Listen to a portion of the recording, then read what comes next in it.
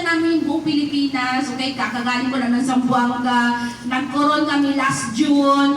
Tapos, mga 2 weeks ago lang, nasa Shanghai, China kami. Ni hao! Shashek! Ganon, di ba? At nag-South Korea, nag-Phuket, Thailand, Sawadika. Wow! Oh, so, baba kami po na, nag-Hong Kong din kami. Hindi ko maalala yung mga words. Ha? Ni hao pa rin. Diba? Ang sarap kaya mag-Disneyland. Mas masarap bumiyahe na may libre. Libre pa. Gusto niyo yun? Yeah! Basta ka lang gusto may, maka-free travel. Ano si Lord, hindi ka na tumaas ang kamay. Gusto mo lang pala. Sabi ni Lord, hindi siya tumaas ang kamay. Okay na siya sa Jensen lang siya. O, diba? O, eto pa. Magkakaroon pa ng travel. Magja-Japan. So magkamigin kami, sama? Mag-alito na naman kami sa June. Sarap kaya magbiyahe. Basta libre. Diba? Nandito yan sabi sa atin, ito pa savings, okay? So syempre, kahit minsan kasi tayo, parang kumbaga, kahit nangarap na tayo ng bongga, Lord, okay na ako, Lord, kahit na hindi na maganda yung bahay, kahit na hindi masyado nakapag-travel, kahit wala lang kotse, basta at least may savings man lang para pag may emergency dumating, merong naluluko. Tama ba? Yes! Yun na lang. Simple ka lang. Importante magkaroon ng savings. Pero ma'am and sir, yan yung isa sa reason din bakit namin ginagawa ito. Kasi, di ba 5 kami magkapatid, 4 na lang kami. Nawalan kami ng kapatid, namatay siya noong 2006. Okay? Dahil na nagkaroon siya ng complicated sickness. Dahil mahirap kami. Sabi ng doktor, kailangan pumunta ng Davao, tsaka Manila, wala kaming kahit pamasahe. Okay? So doon ko mas nakita na mahirap maging mahirap. Okay, sana man lang na-extend yung buhay ng kapatid namin. Pero, syempre, kaya nga magninegosyo tayo para magkaroon tayo ng savings. O dahil sa negosyo na to, nagkaroon na po ako ng savings, okay? And, syempre, pag nagkaroon ka na ng savings, meron ka ng pantaya para doon sa mga pang-invest na kahit paano. Kung meron pong nakapunta kayo dyan banda sa Lagaw, okay? Kung nakadaan kayo dyan sa Lagaw papuntang Davao, okay? Dito banda sa left side, meron kayo makita dyan na tinayo na building. Ang tawag po dyan ay ACE-MC. Allied, nakalimutan ko yung basta hospital. Hospital. Dahil sa business na to, I am one of the shareholders ng hospital. Grabe no? Diba? So, ang gusto ko maalala ninyo, si Jimmy, dating teacher, anak ng tricycle driver, walang pera nung nakita yung business. Ito na yung nagawa sa kanya ng business na ito. So, kinikwento ko yan, hindi para ipagmayabang sa inyo. Gusto ko ma-inspire kayo na may pag-asa pa. Kaya mo to nakita, kaya mo kami nakilala to na, today, kaya mo narinig yung kwento namin, kasi ma-inspire ka. Na kailangan lang pala may gagawin ka para may mangyari ng pagbabago sa buhay mo. Okay? Na doesn't matter kung pinanganak ka mang mahirap, hindi mo kasalanan yan. Pero kung mamamatay kang mahirap, sala dyan na mo. Diba? Kasi yung pagyaman, hindi yan pinagpipilitan. Nagdasal ka, hindi pwedeng nagdasal ka lang. Kailangan gumawa ka ng aksyon. Okay? So, na-inspire ba kayo sa kwento namin? Actually, marami po dito taga-Jensen na natulungan ng business na to. Kasi ang Jensen talaga, home of the champions talaga to.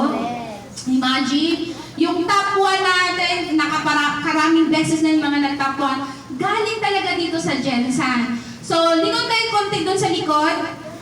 Taas kamay ng aking kapatid. Yan! O diba? Sino mas maganda? Mayas kayo sa sagot nyo. Mas super dito. So, yung kapatid ko na yan, she is also one of our Hall of Famers, okay? So, syempre, anak din siya ng tricycle driver. Pero dahil di ba 4 kami magkakapatid, 2 kami sa 4 na nagdesisyon na hindi pwedeng pobre tayo hanggang. Okay? So alam nyo, dahil kumikita ako, yung mama na ko, ganon din si ate. Kaya naman, nung last year, nag-Baguio kami, 21 kami lahat pumunta ng Baguio, binuo namin ng ticket, ng condo, ng rent ng van, para ipag-travel yung buong pamilya. Tapos pagka February 2024, punta na ng Iloilo. O mag-travel din sa Iloilo. So gumagastos kami ni ate 100, 200, 300,000 para sumaya yung buong pamilya. Okay? So, di ba, kakagaling na namin ng Iloilo nitong February 2024. Pagkadating ng June, meron ulit promo. O, punta ulit tayo ng Iloilo ngayong February 2025. Di ba? So, alam niyo yung point? Masarap gumastos ng pera pag may sobra. Okay? So, huwag niyong isipin yung ilalabas yung kapital. Ang isipin niyo, pwede kang kumita, yumaman. Simulan mo lang yung business. Ha? Gagawa ng paraan. Okay. Alam ko, excited na kayo. Alam niyo ba yung extraordinaryo yung araw ngayon? Bakit? Grabe yung taong bisita natin. Hindi to basta-basta. Excited na kayo? Yes! Imagine nyo, mayamang-mayaman na to. Siya yung reason kung bakit yumaman kami, nagbago yung buhay. Grabe yung utang na loob natin sa tao na to. Siya yung founder ng ating company, founder ng ating Pascual Group of Company. Siya yung reason kung bakit marami ng mga dating ordinaryong tao ngayon nagbago yung buhay. Okay? So, founder siya ng Pascual Group of Companies, Millionaires Maker.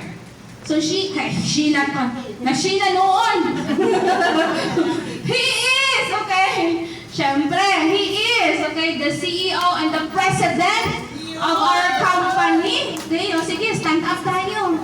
Tayo. Naku. Kasi, malay nyo, magbibigay siya ng ano sa inyo. Di ba? Okay, ready na? Okay. Para sa tao na to, 1 milyon! Naunsa man ni taga Jensan. Ingon, home of the champions niya. Luya man lagi. Oh, ulit ha. 1 milyon! Ulit, isa mo na. 1 milyon! 2 milyon! 3 milyon! Milyon palakpak! Manny Pascual! Press money! Press money! Press money! Press money! Press money! Press money! Press money! Press money! Wala ka naman. Press money! Wala ka naman. Press money! Press money! Ang pinakagusto ko wala na kasi hindi kayo. Muna yung mga press money! Una po. Good morning.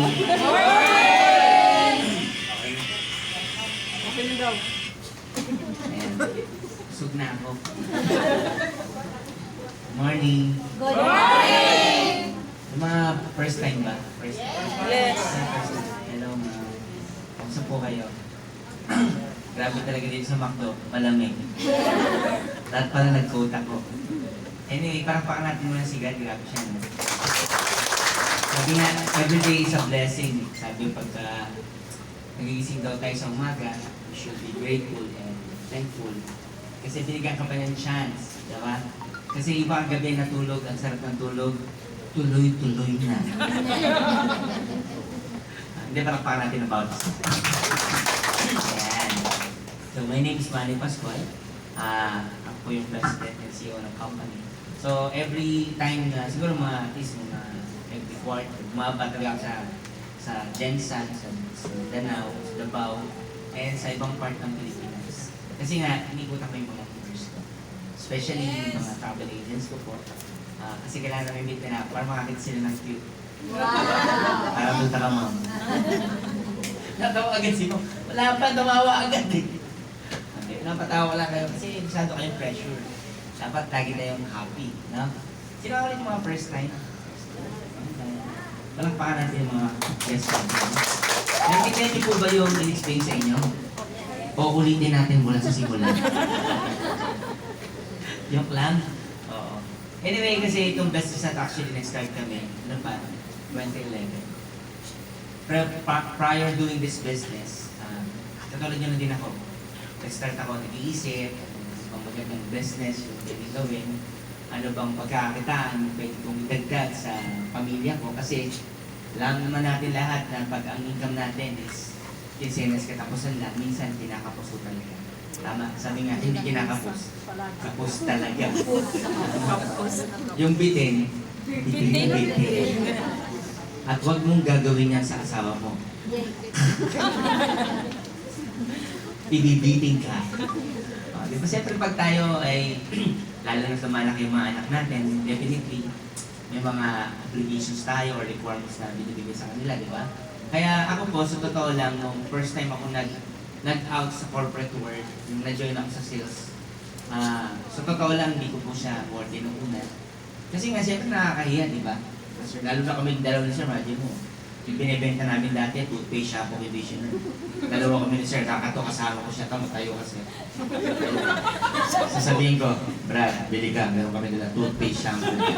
Pag di ka sumali, gugulpihin ka niya. Imagine mo, laki ng katawan namin dalawa, so magbibenta ka ng gano'n. Di ba siya tama? Di ba?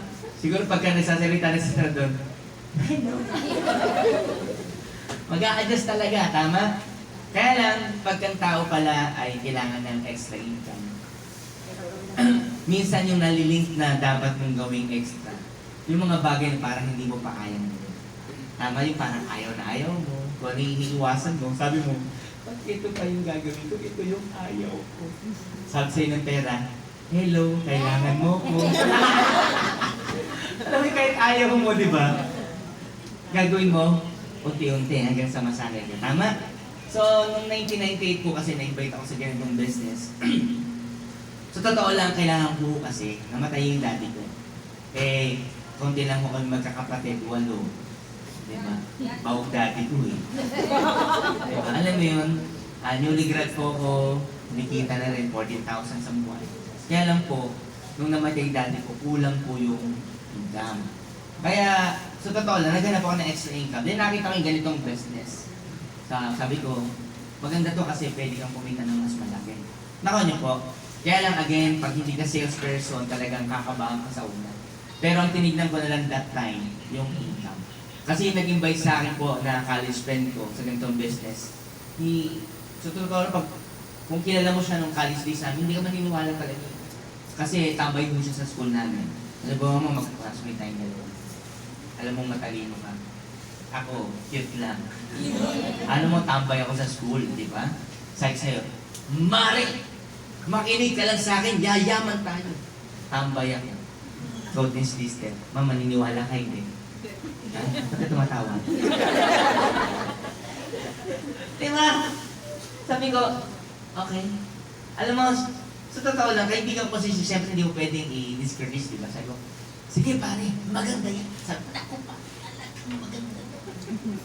Nakakita ka niya ng excited na tao. Yung mata niya singkit. Pag nakita mo sabi niya, grabe pre! Sabi ko, mga droga pinina. Excited yan. Tapos pinakita sa akin yung check.